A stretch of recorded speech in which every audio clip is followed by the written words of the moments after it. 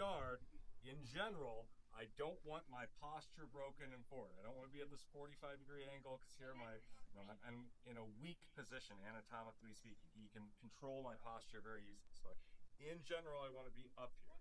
I also want both arms in or right here. Both arms out. This is acceptable. This, generally speaking, is not good. There are some passes and some techniques that are one in, one out, but for you guys right now, I want you to focus on the idea that both in, both out, but not one in, one out. The other thing about this in particular, just to look at some of the nuance of it, so I'm here, he starts to set up that top block and go for his triangle.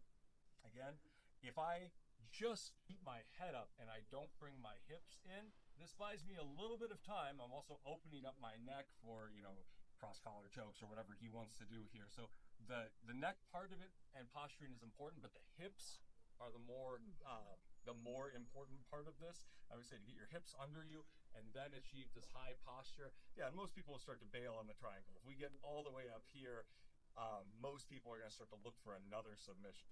So I'm here and I'm trapping this arm. I don't want to interlock my fingers, right? Yeah, no good, no bueno. This is just in general, don't do that. Although intuitively it feels like, okay, this is really strong here, and then guard it this way, right? As I come down here, this arm is still in danger of the arm rope. So if I get to here and I just leave this, he's going to snatch that arm up, boom, right?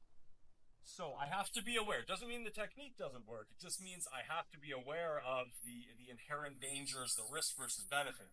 So I'm here, I've got this trap. I come down, I'm like, cool, he broke the triangle. I have to be aware this arm still needs to be guarded. If I can get this inside, that's even better.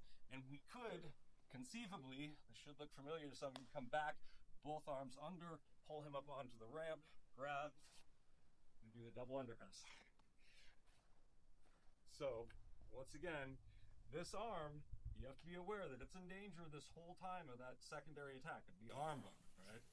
So here, he gets that triangle, I get my hips under me, I posture, this comes up here, and I trap it.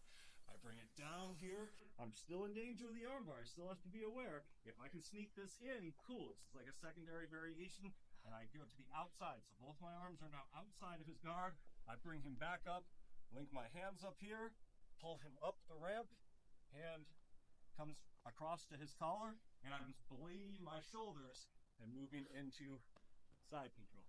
Try that variation real quick. Any questions?